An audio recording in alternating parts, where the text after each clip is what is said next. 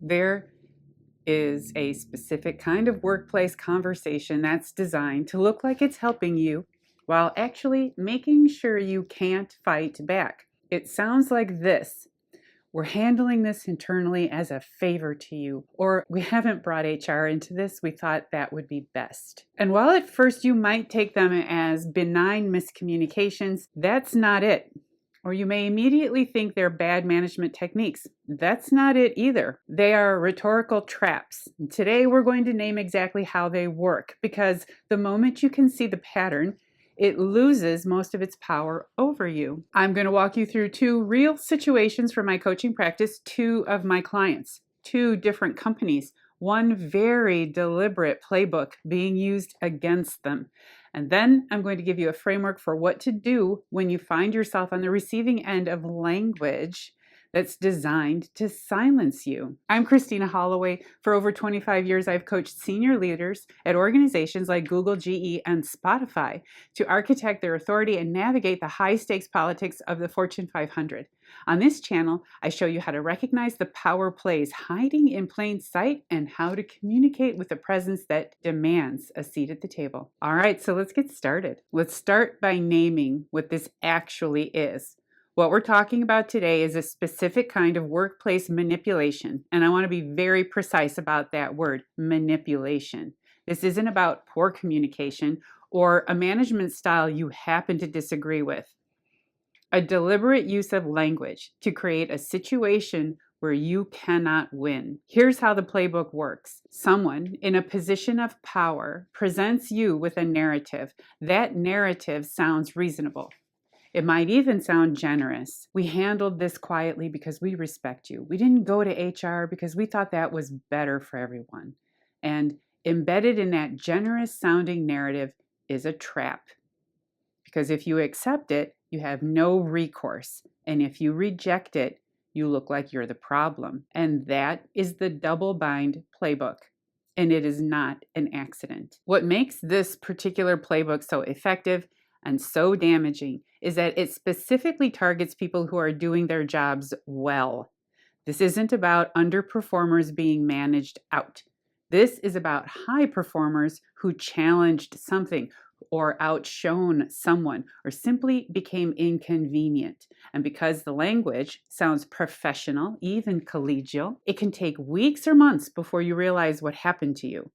By then, the narrative has already been written, and you may feel like you're being erased. There's a second layer to this that I want you to understand before we get into the cases. These situations are designed to make you internalize a story that someone else created about you. You need to work on your communication. You're not quite ready. We're doing you a favor. Say any of those things to a high performer often enough, in the right tone, with the right amount of institutional authority behind them, and eventually they start to believe it. That's the real damage. Not receiving the demotion, not being part of the restructuring. The moment you start to confuse their agenda with your reality. So today we're doing two things. We're going to look at exactly how this playbook gets run through two real situations from my practice. And then we're going to talk about how to see it clearly, respond strategically, and make sure that their narrative never becomes your internal monologue. Because that's where your power actually lives. This isn't really about a perfect response in the moment. And let's be real here, we rarely get those moments. It's in never losing sight of what you know to be true about yourself. All right, so let's get into these cases. The first situation I want to walk you through involves a client of mine, a senior executive, an exceptionally high performer, someone who had built real credibility inside her organization over many years. At some point, she made a remark about a colleague. Not malicious, not a formal complaint, the kind of thing that just gets said in a candid moment between professionals. The colleague found out about it. And what happened next is where it gets interesting. Her leadership team pulled her off her biggest projects, just like that. No formal process, no documented performance issue. And when she asked what was happening, here's what they told her. We didn't take this to HR. We thought that was better for you. But you're going to need to work your way back to your responsibilities. Yeah, They removed her from her most visible work without documentation, without HR involvement, and framed it as a kindness. Now, let's look at what that language actually did. By telling her they kept HR out of it as a favor, they accomplished three things simultaneously. They sidelined her without accountability. There was no formal complaint, which meant no paper trail, no process, no appeal. They created an obligation. She was now supposed to be grateful for the very thing that harmed her. And they installed a ceiling with no blueprint for how to get through it. Work your way back. But by whose measure? According to what standard? There was no answer to that question because the vagueness was the point. She was stuck, and she knew it. If she went to HR herself, she'd be surfacing a workaround that leadership had deliberately constructed. She'd be the one who escalated. And if she stayed quiet and complied, she was accepting a narrative that had no formal basis and no defined end. That is the Double Bind Playbook in action. The language of the favor made it nearly impossible to fight back because fighting back meant rejecting a kindness. And rejecting a kindness in a corporate environment makes you look like the problem. When she came to me, the work we had to do wasn't about communication tactics, not yet. It was about something more fundamental because by the time she reached out, she had already started to absorb their version of events. She was asking herself what she had done wrong. She was wondering if maybe her communication did need work. She was slowly, and without realizing it, picking up a narrative that someone else had written for her. That's where we started. Not with what to say in the next meeting, with what she knew to be true about herself, her track record, her results, the decade of work that existed before any of this happened. We rebuilt from there. And here's what I want you to hold on to from this case before we move to the next one. The favor was never a favor. It was a mechanism, a way to sideline without process, to control without documentation, to make a high performer compliant through a combination of fear and manufactured gratitude. And I'm sure you can guess the person who conceived of this was a manipulative narcissist who wanted to take her down a peg. So he used this technique. When someone tells you they're protecting you by keeping something informal, pay attention.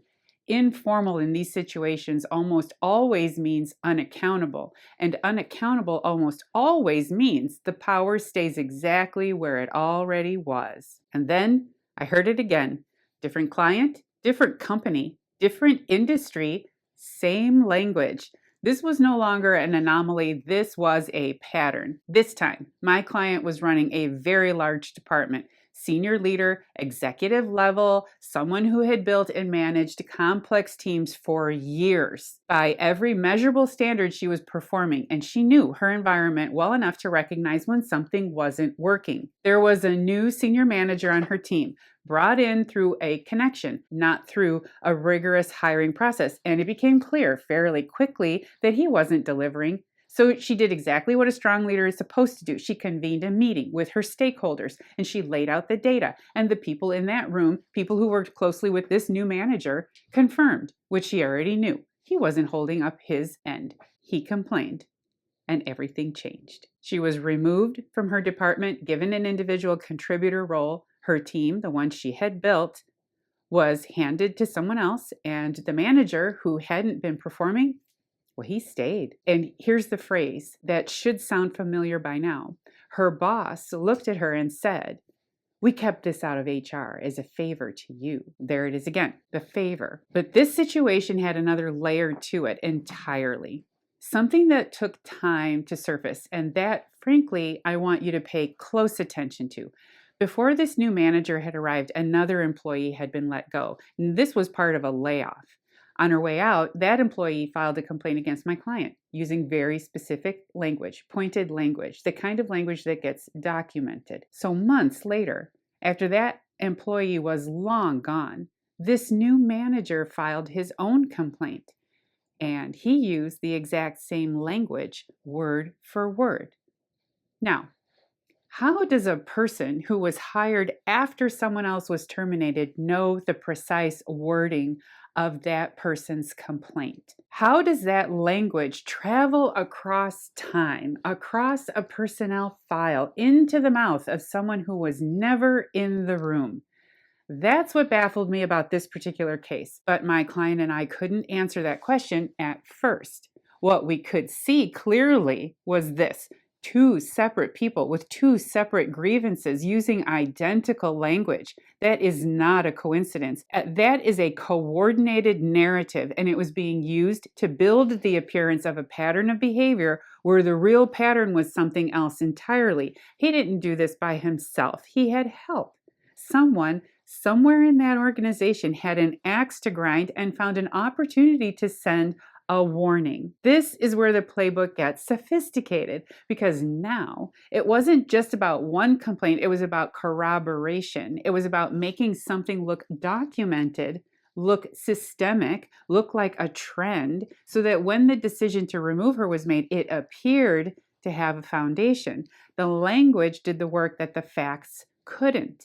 And like the first case, the favor of keeping HR out of it meant there was no formal process, no documented investigation, no record she could examine or challenge, just a decision wrapped in the language of protection that left her with nowhere to go. Here's what I want you to notice about how she responded, because this is important. She was an executive VP. She was sophisticated, experienced, and perceptive enough to sense exactly what had happened.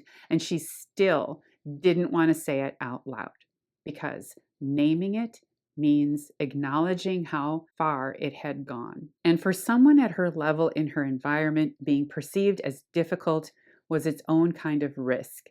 The trap wasn't just in the language they used against her, it was in the silence it required from her. Her boss, to his credit, also saw this. He moved her under the CEO in a strategic role, which is not a bad place to land, but she lost her department, her team, and the leadership identity she had spent years building. And she had a very hard time reconciling how things had gotten so far before she could see it clearly enough to act. That reconciliation, learning to trust what you observed before you had the language to name it, that became the foundation of the work we did together. Because here is what both of these cases have in common. The playbook works because it makes you doubt your own read on the situation. It wraps a harmful decision in professional language, institutional authority, and the appearance of generosity. And then it waits for you to absorb it as truth. Don't tell yourself that your read was wrong. Don't tell yourself that your instincts were overreacting. The language was the strategy. And once you can see that clearly, you can stop asking what you did wrong and start asking what was actually done to you. So now that you've seen how this works, let's talk about what to do when you find yourself inside it. And I want to be honest with you about something first. There is no perfect response that makes this disappear. These situations are designed by people with more institutional power than you have in that moment. So the goal isn't to win the situation. The goal is to protect yourself professionally, documentarily, and psychologically while you figure out your next move. Here's how we do that across 3 layers. Layer 1. Name it internally before you respond externally. The first thing you have to do is recognize what's actually happening, because as we've seen, this playbook is specifically designed to feel reasonable. The language is calm, the tone is collegial, someone's doing you a favor. Remember, your signal is this. When the path forward is presented to you as a choice that isn't really a choice, when speaking up puts you at risk and staying silent also puts you at risk, that's the double bind. And it was built deliberately. You don't need to announce that out loud. You don't need to confront anyone in the moment either.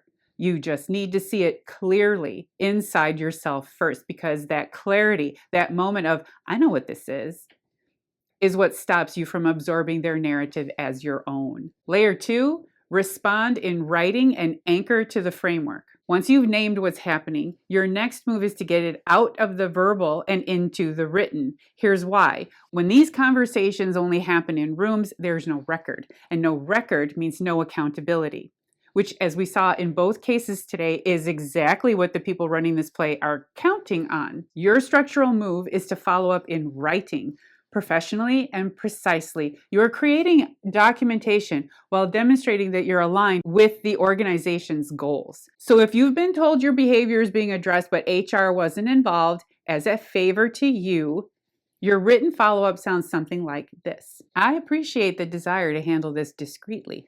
To ensure I'm addressing this accurately, I'd like to understand the specific performance benchmarks this corrective action is based on so I can build a clear roadmap for the next 90 days. What you just did is require them to put something in writing that they were counting on keeping vague. You anchored to the framework, and now there's a record of conflict? No, but of your professionalism and your commitment to a measurable outcome. Layer 3, protect your internal narrative. This is the layer that doesn't get talked about enough because the real damage in these situations, as we saw with both clients, isn't just professional, it's personal. When someone uses language to trap you, they are quietly and methodically working to make you doubt yourself. And if you're a high performer, that doubt can be absolutely destabilizing. So, while you are navigating the external situation, you need to be equally deliberate about protecting what's happening internally. Document what you know to be true, your track record, your results, your contributions, not necessarily for HR, for you. Because when someone is working hard to rewrite your story, you need a record of the real one. Stay anchored to your performance, not the characterization of you. Both of the women we talked about today were performing at an exceptionally high level. The narrative being built around them had nothing to do with their work. It had everything to do with someone else's agenda. Don't let their agenda become your internal monologue. And finally, get support. This kind of manipulation is exhausting and isolating by design. You don't have to figure it out alone, whether that's a trusted mentor, a peer outside your organization, or working with a coach. Find someone who can help you see clearly when the fog gets thick. Because here's what I know from sitting across from both of these clients. The moment they stopped asking, "What did I do wrong?" and started asking, "What is actually going on here?" everything shifted. Not the situation necessarily, but their relationship to it. And that shift is where your power comes back. As we move through this March series on the toxic politics of the C-suite, I want you to start listening differently. Listen to what people say to you at work, but also to what the language is designed to do. Because once you can hear the double bind playbook, once you recognize the double bind inside the generous phrase, the vagueness inside the professional tone, it loses most of its power over you. You stop internalizing it. You stop performing gratitude for things that harm you. You stop confusing their narrative with your reality.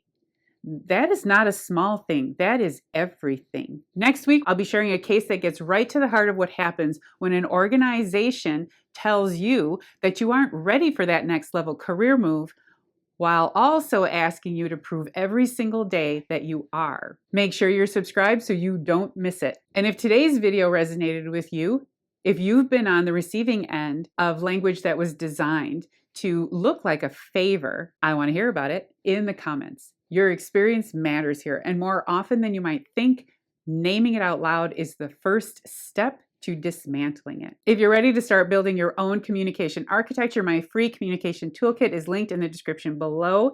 It includes the structural ask frameworks we referenced today so you can start drafting your own responses before your next high stakes conversation. I'm Christina Holloway. Thank you for watching, and I'll see you in the next video.